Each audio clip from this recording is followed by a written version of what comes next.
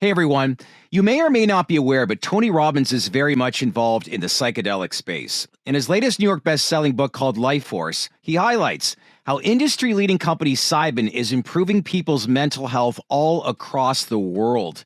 This is huge for Cybin to be associated with somebody like Tony Robbins. What does this mean for the company moving forward? Find out now in our latest podcast.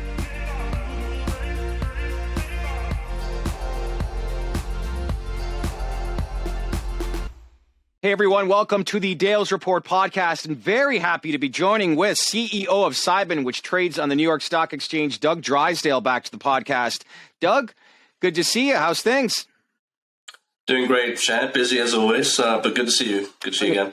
Good few months since we last spoke. Last time we saw each other early November in Miami. It was a great day, wasn't it? It was a fun day. It was a great event, wasn't it? It was good to see so many people with the sun shining, not like today. I know.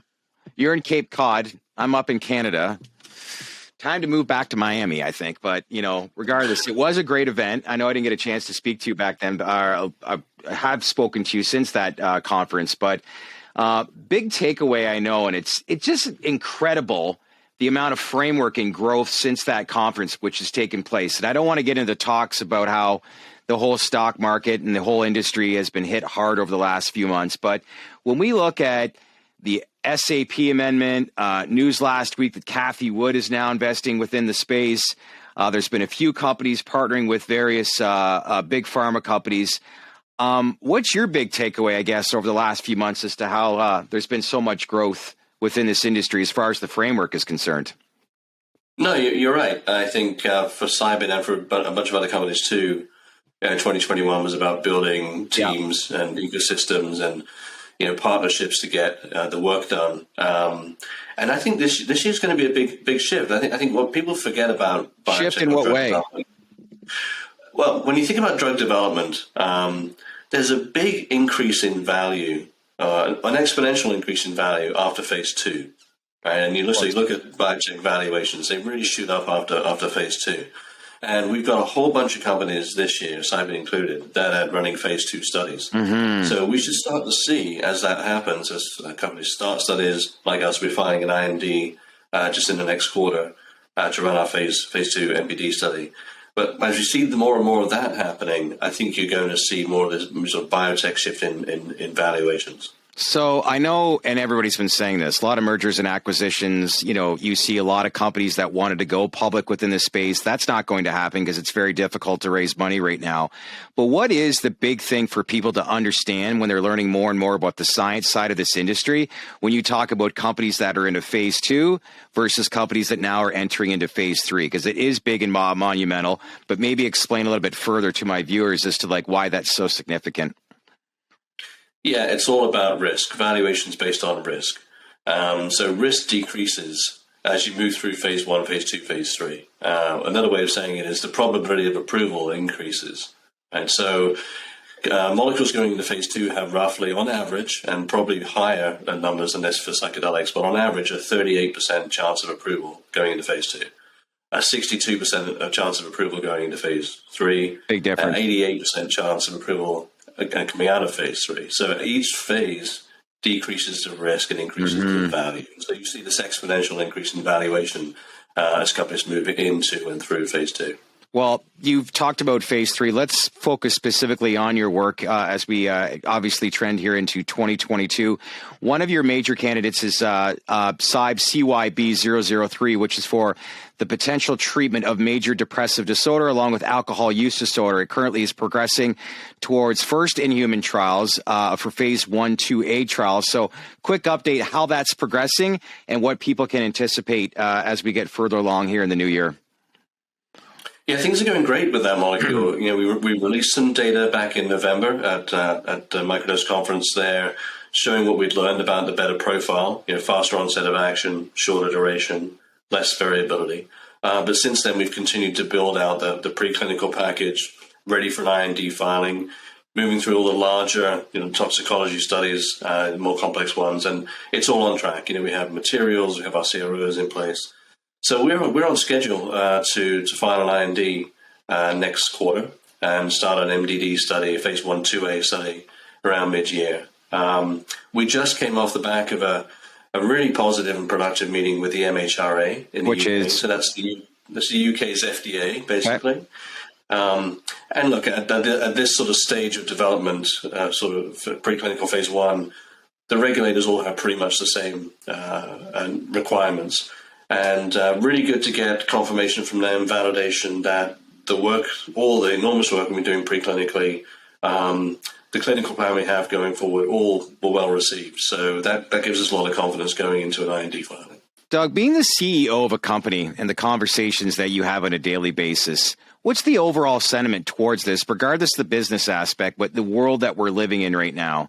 As we come out of COVID, obviously, we're really going to understand ramifications of like the struggle that we're obviously enduring with mental health. But when you're talking to different government officials, maybe other peers within the space, where are we at right now? What are some of the common things that are being asked, and how much obviously is it a concern across the world when it comes to mental health? Because we hear about it every day. Yeah, it's enormous, and it's just gotten worse during COVID, hasn't it? I mean, all of the mental health metrics, depression, anxiety, suicidality have all increased. Mm-hmm. It's awful, and and not made worse, I think, by this last Omicron wave where everyone thought it was over and then it wasn't over. Yeah, it was terrible. But it's interesting. You talk about sentiment, and clearly there's increasing positive sentiment around psychedelics. You and I talk to a lot of people in the sector, so we hear a lot of positive talk. But it's interesting when we go outside of the sector and talk to institutions, healthcare providers, policymakers. It's a bit of a mixed bag. I mean, there's still decades of misinformation that's led to a misunderstanding of psychedelics. But the big takeaway, go ahead. Sorry about that. I was going to say, we were speaking to a scientist the other day that advises regulators, and his first reaction to psilocybin was, oh, it's addictive and has suicidal ideation, which are both completely false. Did you ask him why?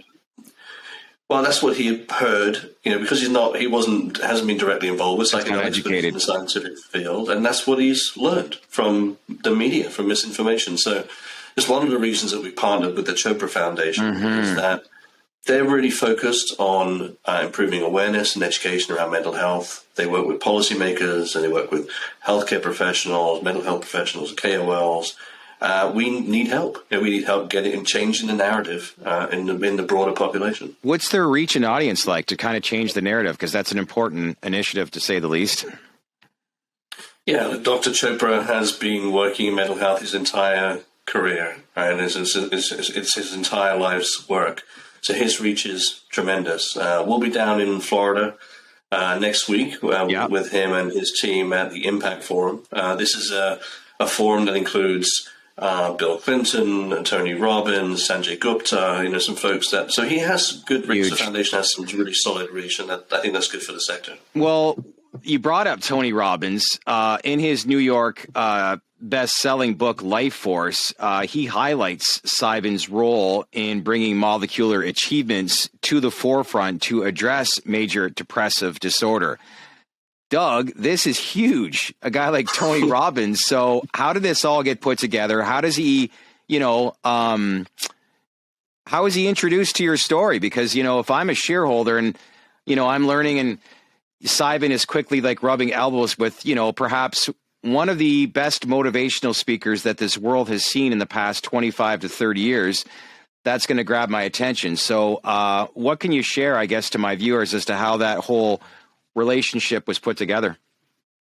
Look, I have to say that when I read in the book that Tony was an early shareholder, that was news to me. So I didn't know that, and hugely flattering. I mean, the book is about medical breakthroughs. It's about stem cells, CAR T cells, CRISPR, all these amazing technologies, and for Tony to put us and our work alongside that is obviously hugely flattering. Yeah, he's an incredible person, isn't he?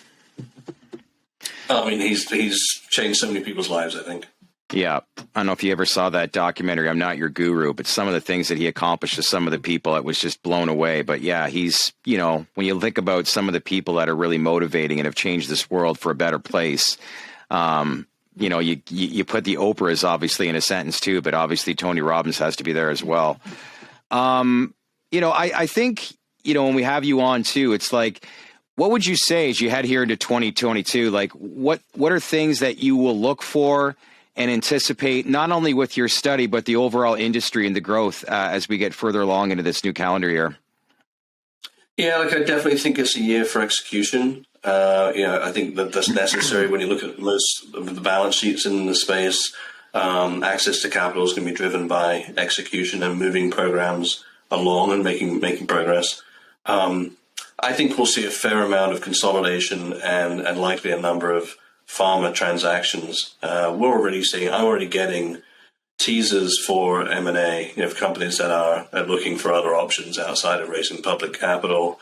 And we've been taking quite a number of discussions and meetings with pharma companies that are really trying to learn about the space and trying to understand what the commercial model looks like, what the IP landscape looks like. So they're serious. They're really doing their work at this point. So when you're new to this space and you look at other companies looking for other opportunities in mergers and acquisitions, why is that? You find that some companies are just running out of money and it makes more sense to obviously merge with others?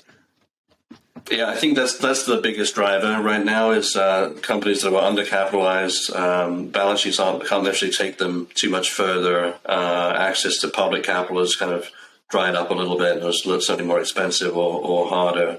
But also, we're beginning to see patents begin to issue as well. We're very lucky that we got, not lucky, but hard work, but we got our patent for CYB4 composition of matter granted. But there's going to be more and more of those. And as those patents start to emerge, it's going to force collaborations, licensing, M&A potentially. So I think all of those factors are going to drive consolidation this year. Yeah. That's for sure. Look for the companies that are well cashed up in diversification, right? Yeah, I think that's right. I mean, you always want to take capital when you can, not when you need it, as you know, is the old saying, because you never know when things are going to change in the markets. But also you want to make sure that you can ride out the ups and downs of R&D. R&D is pretty unpredictable as well. Yeah, that's for sure. Well, listen, I appreciate you sitting down with us here today and giving us a quick update. But obviously, if these were private companies, it'd be probably the best times ever. And if I'm an investor in this space, look at the framework that's being done. And yes, this is going to take time. But most importantly, I was even bringing it up in a previous interview, like the state of Utah. The state of Utah just passed a bill through House of Representatives that are actually going to start looking at psilocybin and psychedelic medicine for mental health. And I know a lot of people may have looked over that, but it's the state of Utah where it's tough to even get an alcoholic drink in some places, right? That's big. Yeah. But anyway, I appreciate your time. Let's keep in touch, okay? Sounds good, Chad. All right, thanks, Doug. Take care.